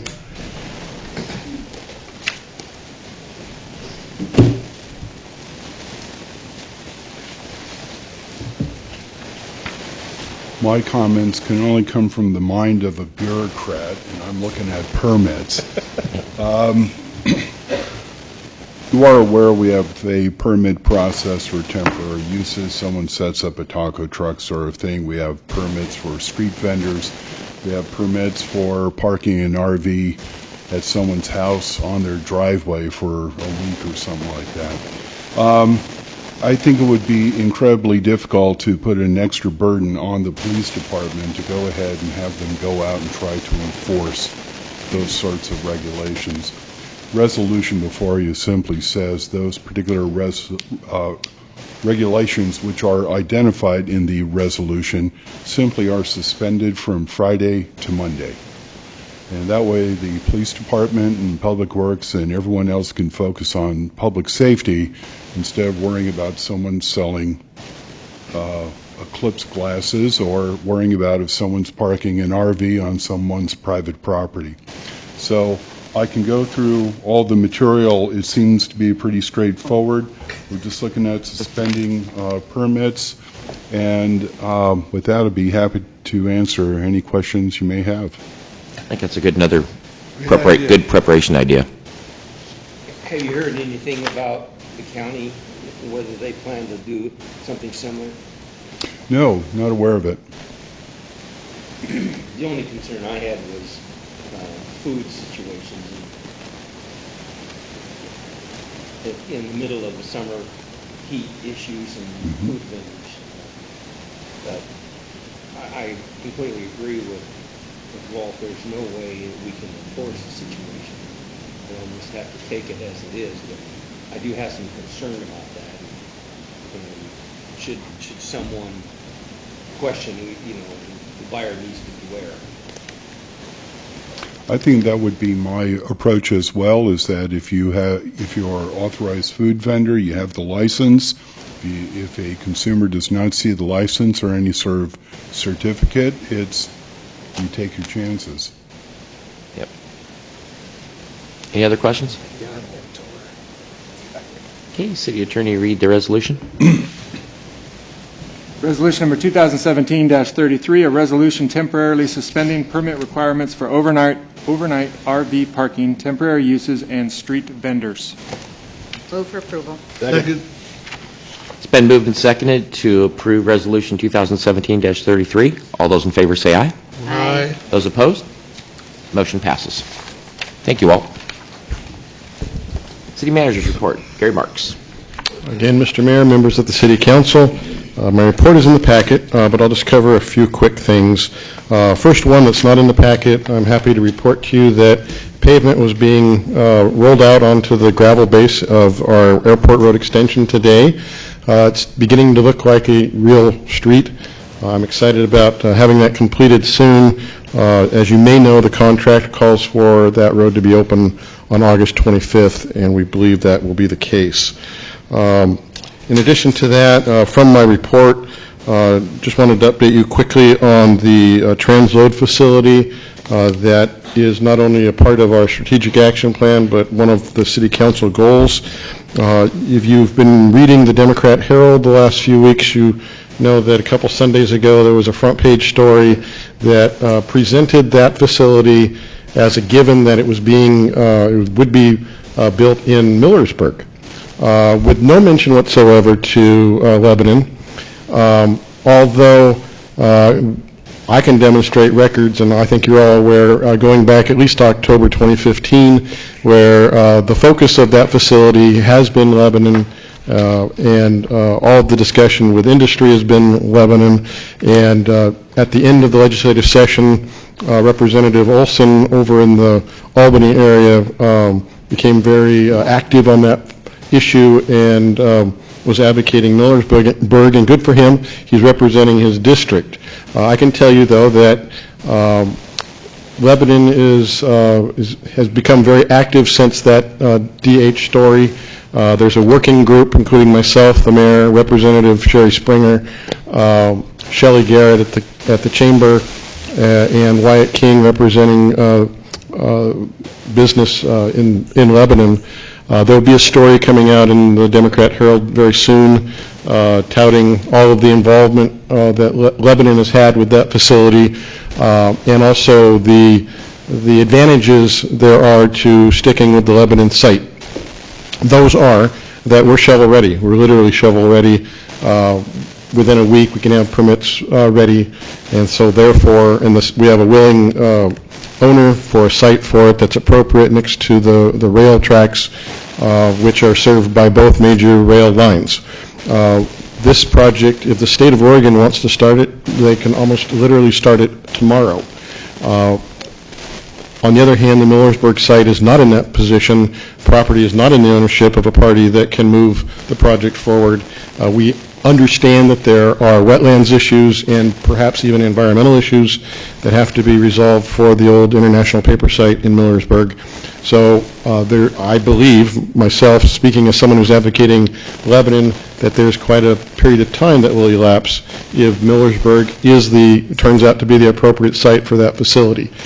I contend that if the state of Oregon is serious about getting truck container traffic off of the interstate throughout the length of I-5, that they can do that beginning almost immediately with the Lebanon site. They cannot do that with Millersburg. So you'll be hearing a lot about this coming up in the press and probably other places over coffee or whatever.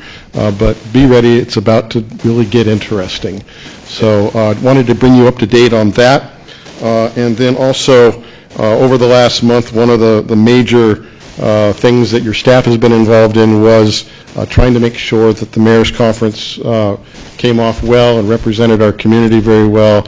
And I'm happy to report to you that I believe it did, and I've received many reports, not only from mayors who were at the conference, but our own citizens and residents who were very pleased, especially with the event that they were involved in with the mayors on Main Street 2 Friday nights ago.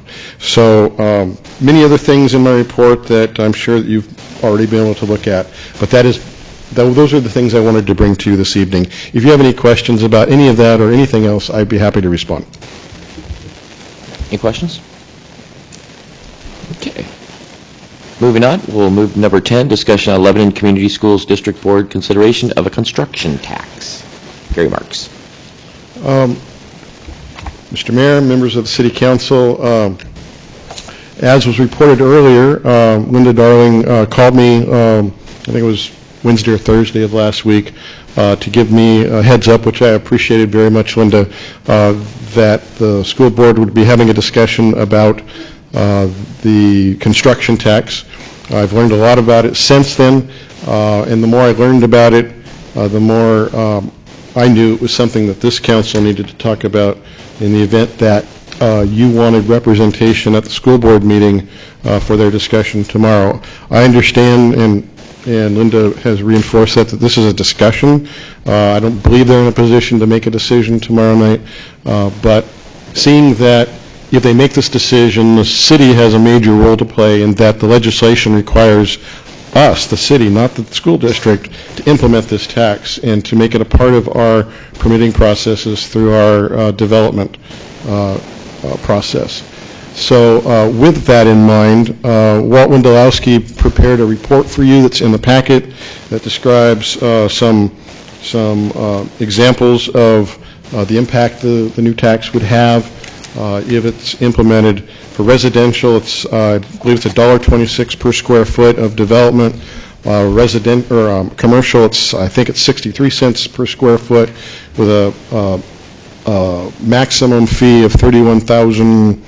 I believe it's $700. So this is a significant add to the fee load that we currently have. And as you all know, we've worked all very hard, not only me, but the administration before me, really, to make sure that we were a community that was welcoming to development, good development that would make our community a better place.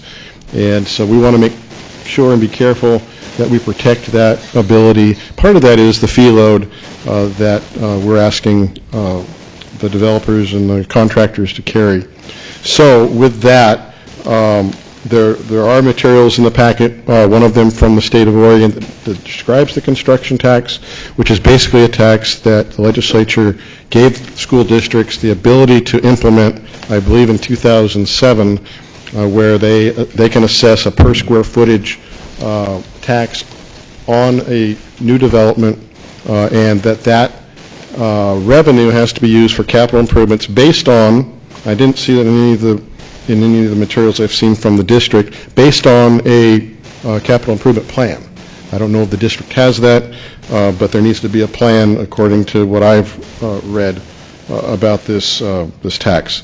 So I don't want to take up all the oxygen talking about this. If you want to hear from Walt, he can come up and address some of the information in his report, but he did provide for you the impacts for some examples both on residential and on commercial. So if there's discussion, or if you'd like to hear from Walt. I have a comment that I'd like to make. I spoke to Board President Tom Oliver and spoke to him today, and what was really nice, he called me. And I was going to call him this afternoon, and he called me first, and I was really happy to see that. It's the first communications that I've had with the school board, and it was really nice. So we had a discussion, talked a little bit about it. He explained that they were looking at this. Apparently a couple board members were interested in this, so they're bringing it back up, as Linda had said. And the nice thing about this is the president has worked for the city. He understands our goal of trying to make things easier and trying to make our permitting easier. So I think he sees it from both sides, and he's a community member, and I felt very comfortable in talking to him about it. And our goal was that no matter what happens with the council, no matter what happens with the board, that we will discuss it and talk together as two different boards and work through this. Pretty much, this is a done deal if they want to do it. It's something that we really don't have a way to get out of. I mean, it's something that is required by law, so we would have to do it. The biggest thing would be for Gary and staff would be to try and figure out the logistics and doing it all and getting the fees covered. And just a note in the buildings that were compared in here, the LBCC and Comp Northwest, even though that gives you an idea on square footage and numbers, that both of those buildings would be exempt under this law because they're both educational facilities, and educational facilities are exempt. So I just wanted to be clear on that. But like NTAC and the others are all pretty accurate. So I just want to mention that, and then any questions for Gary now. Mr. Mayor, isn't that pretty common across the state? Districts, school districts and cities do that? Maybe Linda Darling can address that. It's my understanding that there are some school districts, certainly, I don't think Maybe not common. there's a lot of them, but there are some that have done this and many others who have not. There was some Is that discussion accurate? amongst the mayors about that, and absolutely. I did some research over the last couple of days, and it looks like a majority of the ones up in Portland do. Albany does, Corvallis does, and the more I went to smaller communities, the less I saw it. So, like, I looked Scioto, Brownsville, Jefferson, none of those have it. I guess my question is the 4% administrative fee going to cover the cost, the staff cost, relative to this new job requirement? I would ask Walt to come up and help me address that. I don't know if we know that yet, but And that's again, set as the by mayor said, it is legislature, what it is. We're limited to the 4%. It may well cover it, but this is so new, I don't know that we've really had a chance to drill down on it. What's your thoughts, Walt?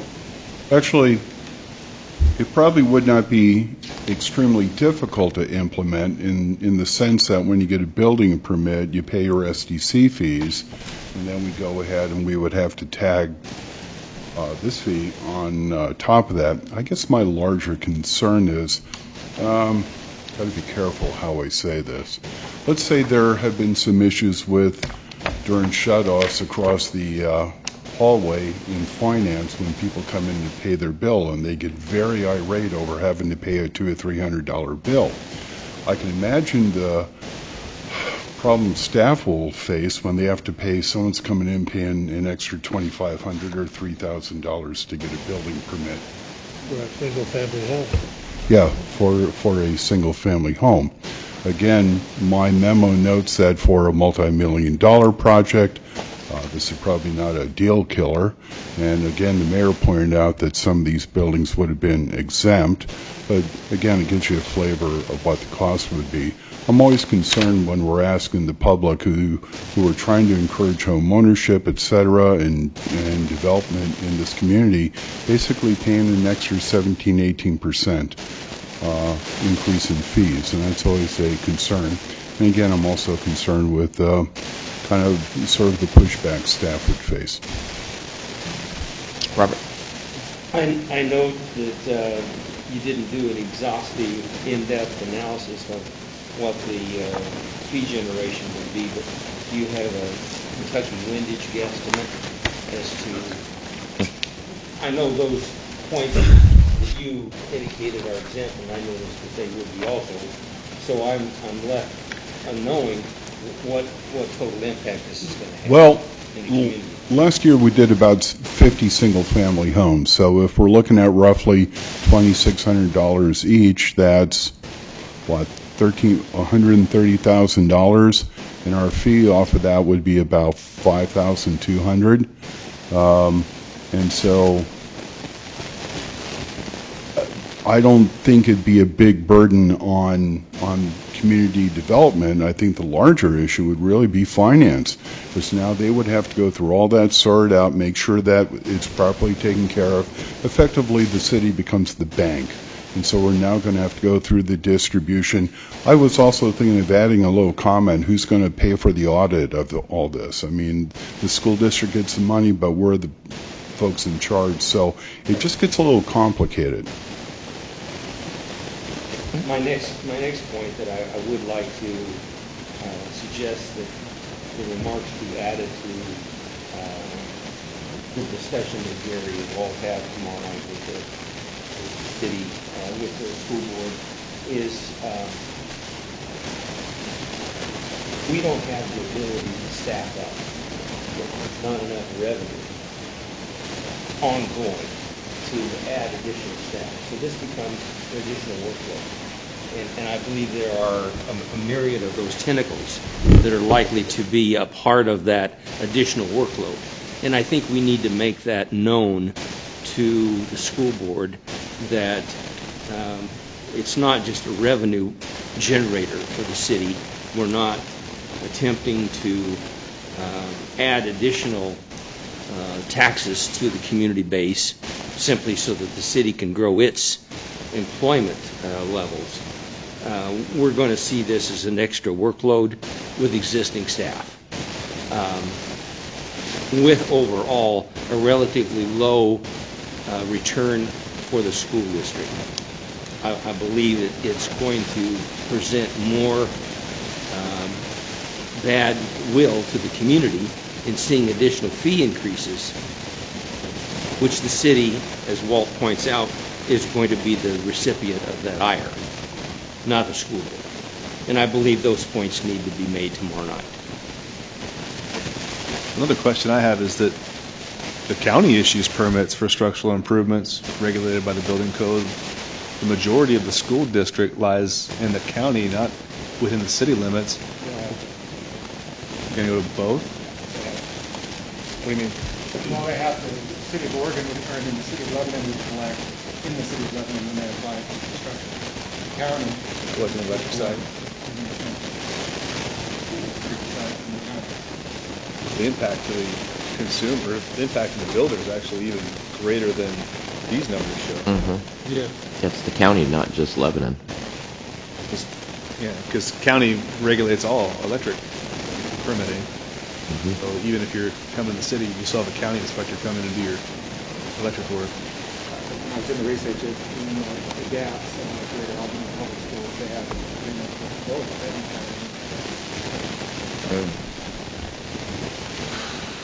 You know, my concern is that we've been strapped in Lebanon and even in the county in terms of housing, whether it be multifamily or single family. This, I think, would add an additional burden on whether a contractor would maybe not build here and go somewhere else and build residential developments. That's actually an excellent point in that the stock of residential lots that are ready to be built upon have been vanishing at a very rapid rate within the city limits. We've not been seeing new plats come to us to create new residential lots. So this certainly doesn't move us towards an extra incentive to do that. It takes us the other way to some extent. So that is one of my concerns, is just having the ability to have single-family residential in our community and being able to attract it. You know, I think another burden also is that should a developer come up with something within the urban growth boundary, we have some vacant land out there, but they also have to bring utilities to that, which brings the cost of that contract for a person to buy a home that's built on their way up. That's right. And it affects the financing of a developer to even get funding to do it. And here we are strapped for people to move to this community. Yeah, So I think the big issue really is not scaring away people who want to develop. That's I think the biggest, and then also our staffing. Both of those issues, I think, It's a return on investment. A basic principle of accounting, ERDRA, effort disproportionate with return. The effort to go in and to do this is disproportionate with the return that it will generate for the school district or for the city.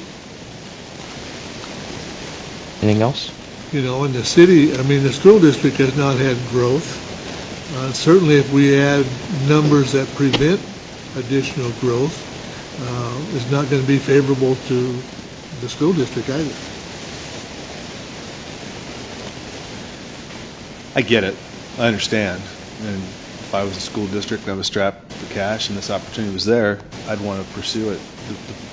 The problem is it comes at a disadvantage to another agency. It's very much like a special district with URD decisions. You have no choice. You just have to basically live with the unfunded mandate. Even though it's funded, it may not be appropriately funded for what it ends up costing us, whether that's in PR or in staff time. I struggle with this, but I don't like it, and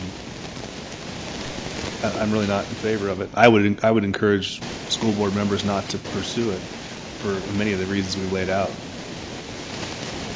The other thing is, not to jump your gun though, but people still gripe to us about, and they gripe to us on social media about the cost of the schools and the cost of the school bonds, the school tax bonds or that are out. It's not even the city. We're already taking heat for the school district because a lot of people think that the city runs the schools. So here comes one more kind of hit. I just don't like it from protecting our own. I don't like it. Robert? I think in addition to the comments that I made so far, no one else has brought this up, so I want to go on record. The school district has a mechanism to fund capital construction through the school bond process. And I believe this is really a backdoor generation of a relatively small revenue source, which causes more difficulty for the city than what we get out of it.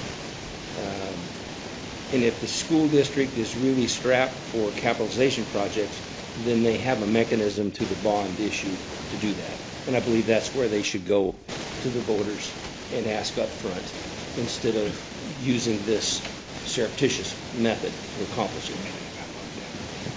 I kind of agree with that. You agree? Okay. Rebecca?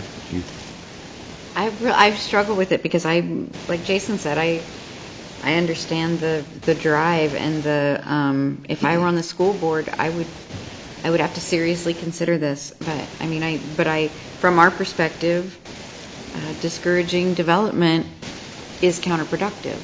And I know we've talked a lot through the years since I've been on council in 2005, I think, really looking at the SDC fees and making sure that they were enough, but not so much to discourage development. And that's really what it's about. So I see both sides, and I don't know where I stand, I guess. Okay. I will happily support the school district if that is their decision, but I do have concerns that will have a negative impact. The good thing is that the school district, at least the board president, is willing to talk to us and work with us. And I think Tom's very level-headed, and I think that we'll be able to work things out if we have to and if that's their decision. But do you have a pretty good charge at this point? I think you've shared a lot, and that's very helpful to us. And someone will be there tomorrow night to represent all of these views. Okay, great. Anything else on that? Okay. Next up, items from council. I have a couple things, obviously. The mayor's conference, I appreciate everybody that came out for the different events that we had at the mayor's conference. It was wildly successful. I just quickly want to read this from the City of Kaiser Mayor. Dear Mayor Aziz, thank you so much for hosting the DMA conference, or OMA conference. You and everyone who worked on the event made me feel so welcome in your beautiful city. The Veterans Home is a tremendous addition and powerful tribute to our veterans. The Mayor's on Main Street was a blast. Everyone was so friendly. You and the people of Lebanon really made the OMA conference weekend special and memorable. Thank you, Kathy Clark, Mayor of Kaiser. And that was the exact comments that I got from over and over and over from all the different mayors all weekend. It was almost embarrassing. It wasn't embarrassing, but it was almost. But the staff, the volunteers that helped were amazing. I just want to mention Linda and her staff and Gary, all the staff that worked.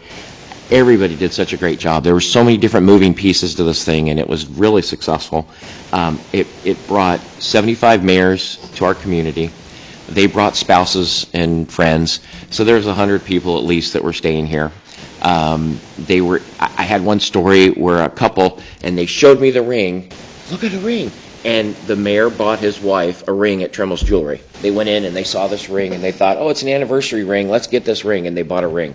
Another couple of guys went into one of our local bars and then got a couple more mayors, and they went in there and they took pictures because it was a big event that the mayors were there. So it was just really a fun event for everybody. I want to thank Dela's Blue Angels because all those volunteers were out there. They weren't getting paid and they helped us. Linco for sponsoring the Johnny Limbo and the Lugnuts. That concert on Main Street was fantastic. Republic Services. The Downtown Association worked with us, the Chamber, and Boulder Falls Inn. It was just amazing. And I got to tell you, I've done events before. I've never had such a good organization work with Boulder Falls. They were fantastic. And the whole conference was just, staying in the hotel too was pretty nice. I had not stayed in there. It was a very nice place. But overall, the Place 4A conference and all the things that our town has to offer, they were excited about the Veterans Home. They were excited about Comp Northwest, LVCC's Health Occupation Center, and the Transportation Center. They just loved it. Library. Oh, the library and the police department, too. Yeah, and that was another one. I forgot because we'd added those in there. But it was a great weekend, and I really appreciate it. And then during the conference, we had that contest, the Why I Love Lebanon. I don't know if you've all seen the video that's online, Why I Love Lebanon. That video came out really great. Her poem was fantastic. Shelley Boykin did that and worked with the Silverman Productions over in Corvallis, and he did the video, and I was just really pleased the way it came out. It was neat having the kids and all the other people reading it. It was her idea. So it was great. So that's all I have. Any other comments? I thought that was great, too. I wanted to commend everyone that worked on the mayor's conference. It was fantastic. I tried to be at the downtown event for about 5 minutes. Had to go to work, but and thanks for bringing the fire truck. That was awesome having that down there. Almost overheated on my way down about 3 times, so I was glad to get there. But I thought the car show and the concert there's something really cool about shutting down a main thoroughfare and having people mill around like that. Yeah, I think we need to pursue doing that as an annual event, and whether or not it ties in with the same weekend or whatever. But actually, they already. Well, first of all, every single mayor that came up to me told me the same thing. You've got to do this every year, awesome, for your community. And people on the street said that too. Just citizens walking around. The Downtown Association is planning to do this yearly and use this as a kickoff. And they're planning on doing it during Strawberry Festival weekend, I believe on Friday afternoon after the kids' parade, doing the same thing. So, well, there's some advantages to that, and that's what they're working on. But the advantages to that is that everything is in place to shut the street down. Yeah. So I don't know all the details of that, but that's what the talk is. So, and they have a new downtown president or a manager, so we'll see how that goes. I think it's great, though. Good idea. Yeah, thanks. Anything else?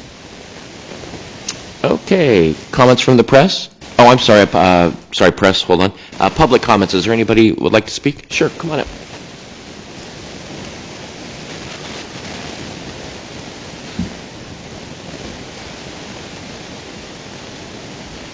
Good evening, Mr. Mayor, council, staff. My name is Will Wright. I recently moved here as of Saturday to 193 East Vine. I wanted to introduce myself as the new Downtown Association Main Street Manager and extend my appreciation for your support demonstrated tonight as well as previously for the Downtown Association. So I just wanted to briefly introduce myself so you could put a face with the talk. Awesome, welcome and thank you. Appreciate that. Well, I've not had a chance to meet you yet, but welcome. Thank you. I'm happy to have you as a neighbor, too.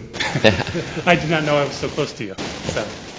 Thanks, we look forward to working with you. All right, great. Thanks. Okay, anybody else?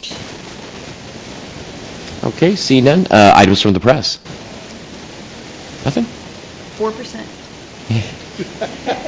Yeah, get that decrease in there, would you? Next scheduled meetings are September 13th, 2017, and October 11th, 2017. It's been nice having one meeting a month for the last couple months. Appreciate that. And with that, if there's nothing else, we'll be adjourned. Could I have everybody